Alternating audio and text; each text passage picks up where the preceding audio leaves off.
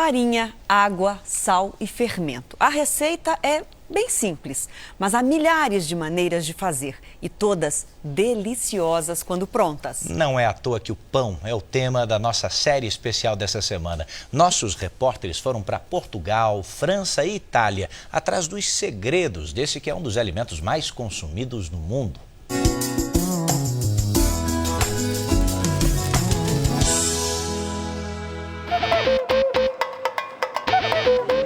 Em São Paulo e em outras partes do país, ele é conhecido assim. Por favor, você me vê 8 pãozinhos para mim? Eu chamo sempre pelo francês, que é o que eu mais gosto. Mas pelo Brasil afora, há várias maneiras de chamar o pãozinho. E às vezes a gente até estranha. O nosso, aquele torradinho, é o pão de trigo.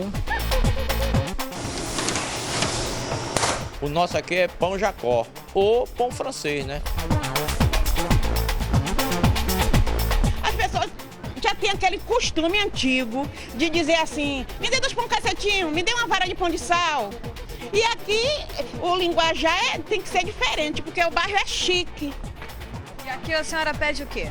Eu peço a ela, me dê 5 baianos e 2 de leite claro. Seja qual for o nome, a aparência quase não muda. Nem a receita. Farinha de trigo, sal, água e fermento. Cerca de 50 gramas. Uma casquinha mais escura por fora e por dentro um miolo bem macio. Nos últimos 50 anos, o pãozinho virou a base da dieta do brasileiro, ao lado do arroz e feijão. Antes, ele dividia espaço nas padarias com outros formatos de pão. Lembra Odir Cunha, que escreveu um livro sobre o assunto. Ele já teve o nome de filão e teve o nome de bengala.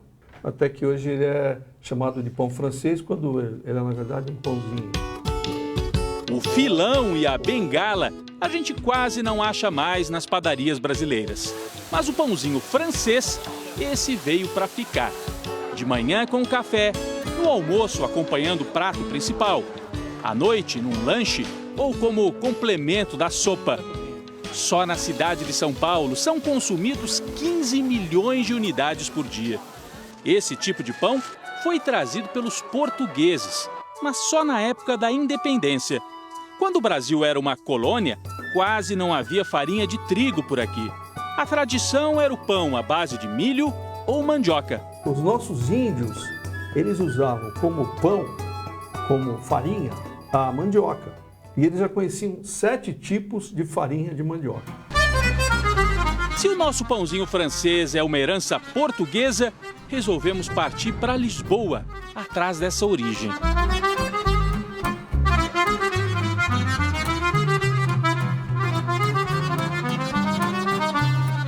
E aí vem a surpresa.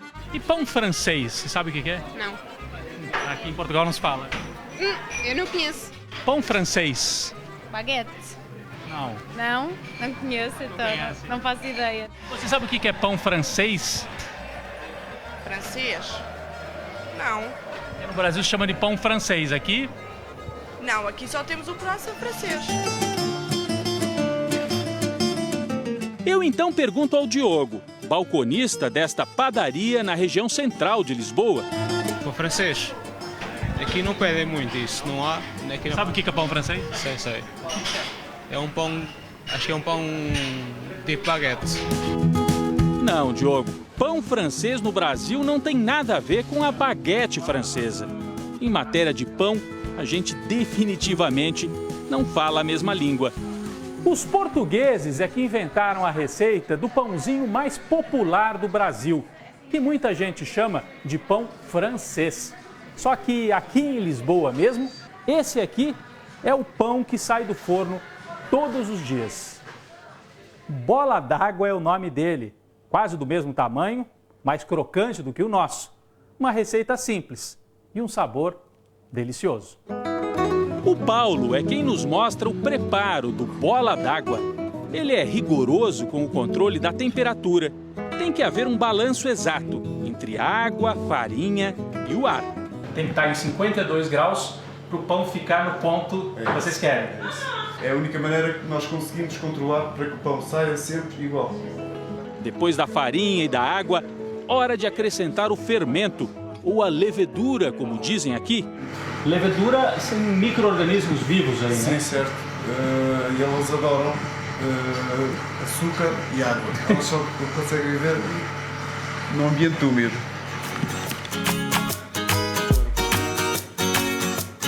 Os equipamentos são modernos, mas nada substitui a mão do padeiro. O teste do véu continua sendo a melhor forma de saber se a massa está no ponto.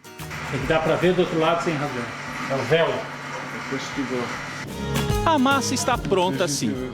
Agora entra a habilidade de Paulo para enrolar, cortar, modelar as bolas d'água.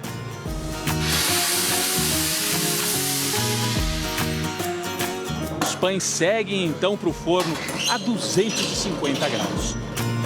Em alguns minutos, o pão ganha sua estrutura definitiva. E aqui está o resultado do trabalho. Logo, o povo do balcão corre para a cozinha e leva os cestos com pão quentinho. Nós vamos junto. O português também adora um pãozinho no lanche para fechar o dia. Nós queremos é ele quentinho, acabadinho de sair do forno, aquelas bolinhas. Essa é a tradição portuguesa. Essa é a tradição, o chamado pão da avó.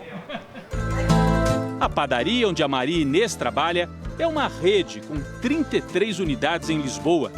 A ideia foi reproduzir o clima das antigas padarias portuguesas, que nos últimos tempos vinham perdendo espaço para confeitarias e supermercados. O marketing do pão inclui frases divertidas pelas paredes, bem ao estilo lusitano. Pão mole e uvas, as moças põem lindas e as velhas tira as rugas. No balcão, alguns nomes curiosos para nós brasileiros. Além do bola d'água, o carcaça de bico, o padeira grande. A única coisa que não encontramos por aqui é o nosso pão francês. O dono do negócio diz que a receita que faz sucesso no Brasil não agradaria o paladar dos portugueses. Acho que tem pouco sabor, não tem textura, não tem crocância. Esse Claramente prefiro o pão português. Olha que no Brasil muita gente não concorda com você, viu? Nuno Carvalho trabalha de terno, roupa social. Lembra mais um executivo. É o símbolo da padaria tratada como negócio artesanal, mas ao mesmo tempo ultra profissional. E se precisar, você vem aqui para o balcão também. Tira o seu terno, olfato, né? Como dizem aqui. Claro que sim, é o que eu mais gosto de fazer. É vir aqui para a operação. Claramente. Tão grande como a rede de padarias que o Nuno dirige em Lisboa, é essa panificadora na zona leste de São Paulo. Começou com uma portinha simples de esquina em 1954.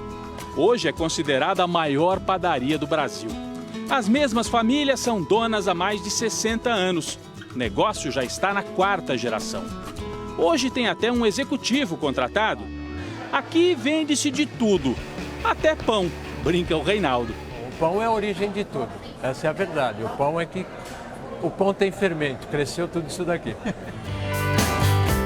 Daqui sai a quantidade absurda de 50 mil pãezinhos por dia. No Brasil inteiro, calcula-se, 63 mil padarias empregam mais de 800 mil pessoas. 2 de cada 3 padarias estão na mão de portugueses e descendentes. Mas como nós vimos nessa reportagem, o nosso autêntico pãozinho, pão francês ou cacetinho, pão de sal, como queira, não é lusitano nem muito menos francês. Ele tem a cara e o gosto do Brasil.